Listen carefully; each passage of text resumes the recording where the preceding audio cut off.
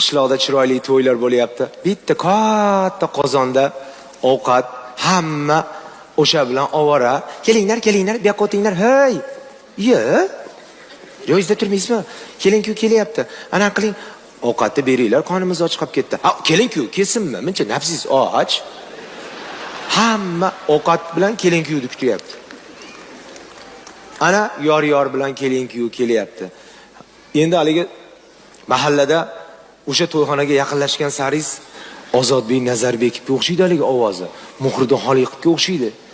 Sanam sochingdan ham shaydo. Yaqinlashgan saringiz sekin-sekin chiroyli bo'lib ketyapti. Haligi qishloqdagi to'yxonaga kirishingizga bitta oq ko'ylak, oq shim, oq naski, oq mamnaqa bosanoshkada qop-qora bitta aka. U qishloqda hofizda u. Voy, maza qilasiz unga. Kimni qo'li bo'sh bo'lsa o'shani urardi.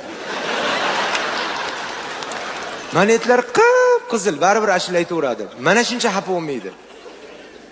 5 ta barmog'ida iz turibdi manetda. Ko'zimda yosh, mana shuncha ham xafa bo'lgan yo'qda. Aytmayman ashula. Boshqa ashula aytmayman demayapti. Mayli, bo'p turadi egichilik.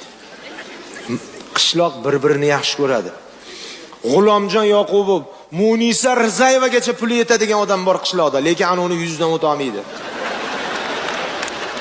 Ertaga nima deymiz ana unga? Kerak bo'lsa uni kuniga qiladi. Oti nima deng? Umarali. Voy, maza qilasiz hali hofizga.